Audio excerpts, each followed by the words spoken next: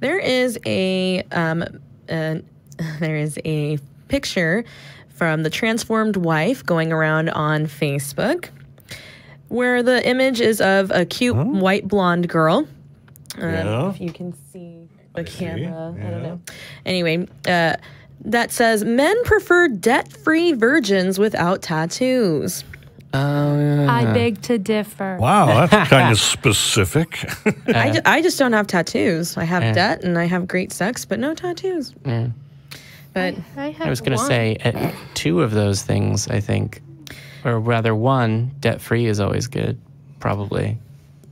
Well, this Just woman for humans. goes on to say, do you know how much more attractive debt-free virgins without tattoos are to young men? Unfortunately, there are so few types of these young women anymore because of the high costs of college, debt, and sexual promiscuity even within those of the church.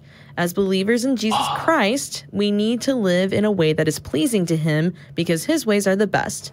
He calls debt a burden and urges us to live the lives of sexual purity. To which she goes on to say there are many more reasons why Christian young women should carefully consider whether or not they go to college, especially if they want to be wives and mothers someday. Secular universities teach against the God of the Bible and his ways. It's far from what God calls women to be and do. It teaches them to be independent, loud, and immodest, instead of having meek and quiet spirits. Men don't want to marry a woman with debt. Most of this debt comes from college. They would also prefer a woman who still lives at her parents' house that has had no other relationships. Do those two things and you will be highly sought after. So does this woman seek to instruct us? I think so, yeah. I'm trying to figure out whether or not... Doesn't the Bible say something about that? That she has never met a young man or just never spoken to a man. Well, what's interesting is that in her profile picture on Facebook, she does look older and she's holding an infant. She also criticizes women who wait to have children at a later age in the blog post. Right. Oh, she'd really hate me because I'm not having any.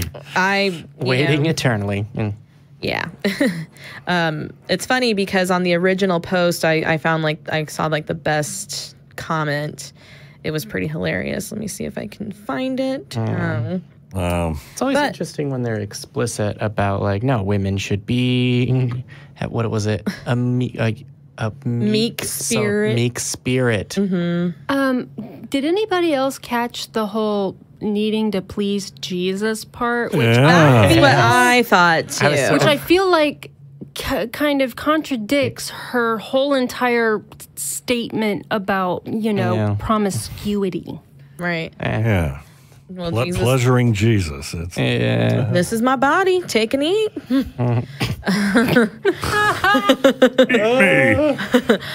This is the quote. This is the comment that I found absolutely amusing. Yeah, girls with tattoos and debt smoke the jazz cabbage too. I just want a woman to do some good old-fashioned BDSM with. Bible discussion study meetings. A lot of BDSM is all we'd need. I mean, it's pretty funny. A lot of my, I even posted the picture, and a lot of my Christian friends are just like, I have tattoos, I have debts, and but not much else. Yep. I kind of want to see them. I have tattoos. I have debt. Ellipsis. I am waiting for marriage. I'd like to just point out that if you follow her rules, that at some point you might not get the tattoo, but at some point you will be in debt and not be a virgin anymore.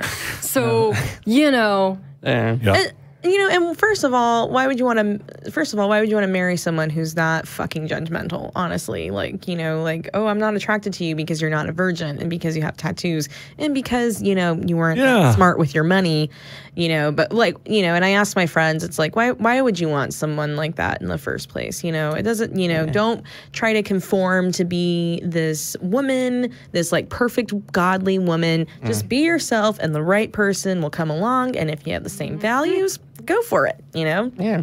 So, Yeah, and second of all, why would I want a young man? I like older men. I don't need a young man. But God wants the patriarchy. Ask any good God-fearing people. He does, apparently. I was going to say, that's almost an argument if this article touches on reality at all, which I'm not sure it does.